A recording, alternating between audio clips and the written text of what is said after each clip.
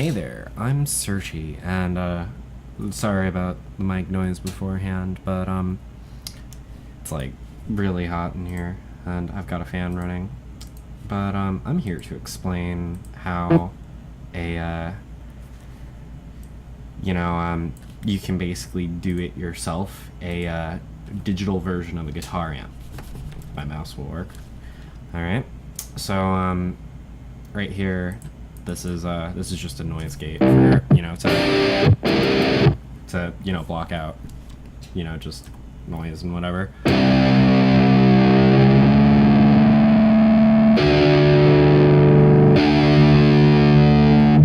Alright, keep in mind too that it is like 100 degrees, so my tuning's not going to be good. I'm not a good guitarist anyways. This is just showing how this thing works. But so let me see, because I know I automated some of these chain. Yeah, so here at the gain stage, for example, like I'm just gonna start this off at like basic. Like let's actually like cut this back a little bit. I'm gonna talk about the different sounds this amp makes, and how it's basically very similar to the modern channel on a Mesa Boogie amp. So this is just like with quote unquote one gain stage, and the master up very far, the gain up. I'll turn the gain down a little bit, and then I'll turn the master up a little bit. I may have to go to the cabinet simulator and turn up the master there because it's pretty quiet. Because there's not as many gain stages, not as many opportunities to get loud since it's simulating a guitar amp. But here's kind of a cleaner sound on the neck pickup.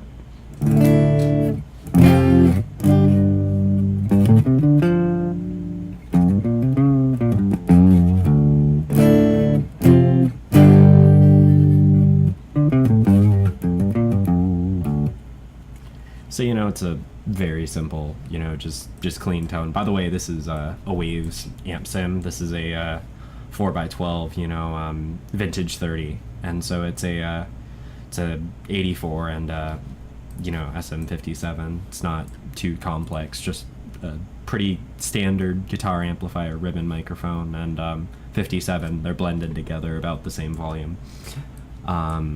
Actually, I think I'm just gonna switch it to the 57 since that's closer to what most people are gonna hear.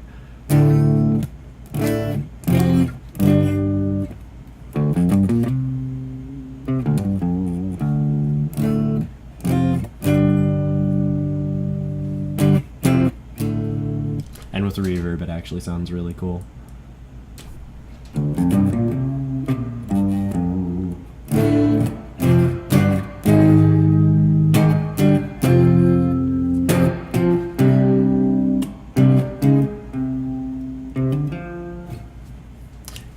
It actually kind of reminds me of the clean tone on I have a Black Star 5-watt amp behind me, and it sounds pretty similar to that. But let's actually get into the dirty sounds. What this gain stage thing here is doing, and that's not something you're going to see on an actual amplifier. If you look at this preamp tubes group here, if I turn the gain stage up and down, it's adding tubes to the signal chain. If this was actually meant to simulate a Mesa Boogie double rec, then there would be an additional tube. But I don't like that much gain, so I only have 5. I mean, you can just copy and paste another one if you want more gain. But so here's the gain factor, quote unquote, which is it's basically just I automated the drive. It's across all of them. I found the one that sounds the most natural with sliding the gain up and down versus a real amplifier. So I left it at about 12 decibels of gain each. So here we have what is basically a Marshall JCM 800, which is what I based this amplifier off of, since in essence I was trying to simulate a modified JCM 800 that I plan to build and see what it might sound like approximately. So here you have in the circuit the signal is coming out of V3B, being the third input tube, and then it's going through a coupling capacitor, which actually isn't needed in the circuit, but I like them. And it's then going into the tone stack here, which is basically a series of filters using using capacitors and a resistor, which if you want, you can calculate out the exact frequencies, but there is a wonderful tool that will do that for you, being this tone stack calculator. Since my amp is basically a Marshall, just with 4 meg instead of 1, and I think it was 5K instead of 25, and yeah. And there you go. There you have my amplifier circuit's approximate, output. At least at all settings on 5, which is about what I have my amp on. I'll set it to 5 to be exactly sure. And here I didn't exactly reproduce it. I made it try to. I actually did try and make it sound more like a rectifier once I noticed that they sounded similar. So I kind of expanded the mid bubble here. But it's still operating the same as the mid control in an actual amplifier here. As the mid is increased and decreased, it's always taking out a certain amount of mids, and so it's always going to be a little bit scooped. And also I can stretch it out, and you'll notice that they're pretty similar. They're as close as I'm willing to put the time and effort to getting. So is I sweep the mids here. In this case, since the treble isn't boosted, it's actually increasing and decreasing that a little bit, but I didn't want to add the processor load by putting another high shelf here that was automated, so I just kind of left the mid control on this one up and down. So then you have the bass control here, which when all the way down, it's letting 0 bass through, so nothing goes through, and then it's a logarithmic slider, so it very quickly builds up, and basically around 1 is where the amp is now usable. So I really didn't want to reproduce the going all the way down, because I wanted the amp to be usable at bass setting 0 and bass setting 10. So I do actually have the frequency being adjusted with the bass being increased and decreased, like how this amp extends its low end as the bass knob is moved. That's really what it's changing more than actual volume, because for a down-tuned guitar you need a lot more low end than a higher tuned or standard. So now we can go on to the treble here, which is probably the most drastic control, in that if you put it below 5, the amp is going to be almost all bass, and then if you put it above, it's going to be almost perfectly balanced, kind of like a Fender. So so I tried my best to reproduce that here, but I also wanted to have a lot more treble be available than the actual amp, because every guitar cabinet simulator is super dark, and I wanted to be able to compensate for that. So finally we can close the tone stack. I included a reverb in here in case someone needs it, and I also have a separate ADG with the reverb control instead of the resonance. Just for your metalheads, you might like resonance a little bit more. Then I have the phase inverter here, which is an additional gain stage. Right here though, it's not as high gain because I didn't want it to distort. It will distort if you turn the master all the way up. So you can see it like right there on the edge of hitting, like the distortion point. And it's all soft clipping, so it's not a painful kind of clipping, but it sounds better without soft clipping, like post EQ in my opinion.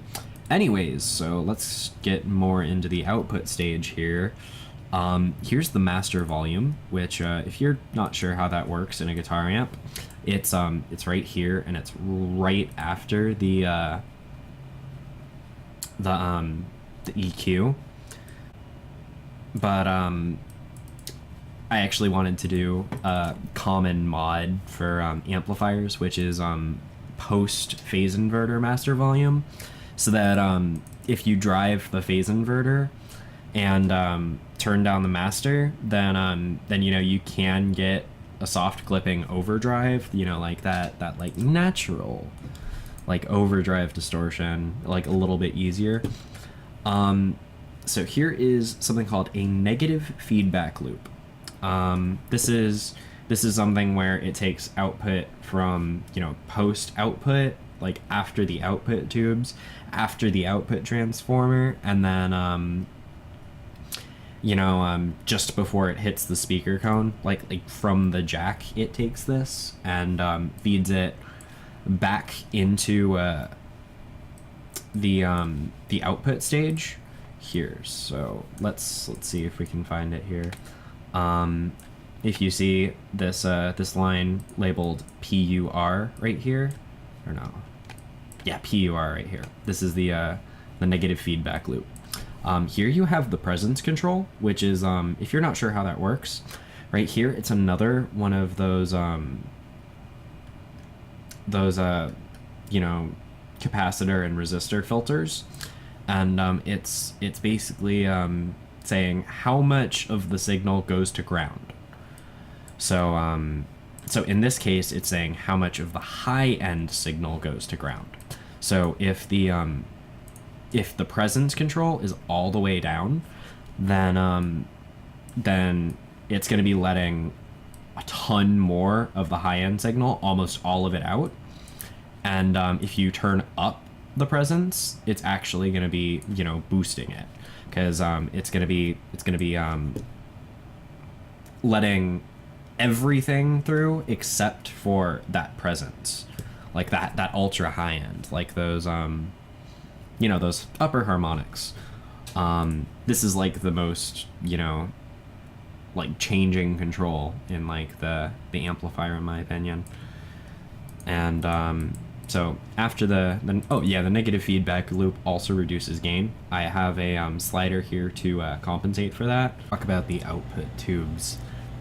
Here we have a multiband dynamics that is acting as a nonlinear increase in volume that would be associated with you know, biasing in various directions. Biasing being in this case it's saying the voltage, saying that as you turn it up, it's increasing the voltage.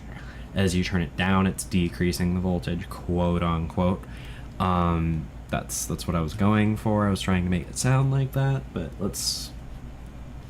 it's not quite exactly what would happen, as it's more of just a dynamic curve across various frequencies.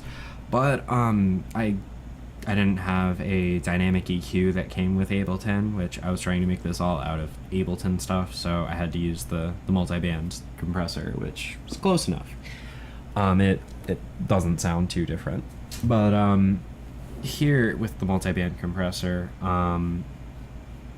you'll notice that it's basically once it hits a certain amount, it starts increasing.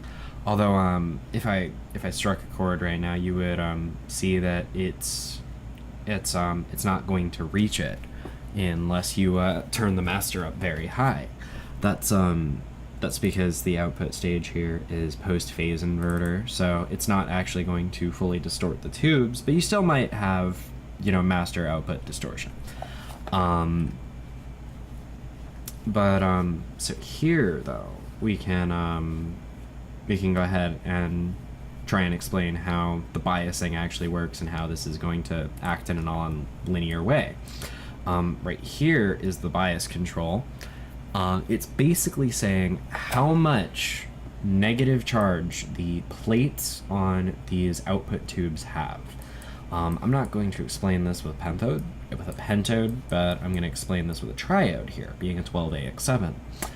This is a single tube, but basically two parts, two 3-pronged tubes in a double tube shell. A 12AX7, this is what you're going to see in almost every single guitar amplifier. So basically you have the cathode, which is heated to store a negative charge.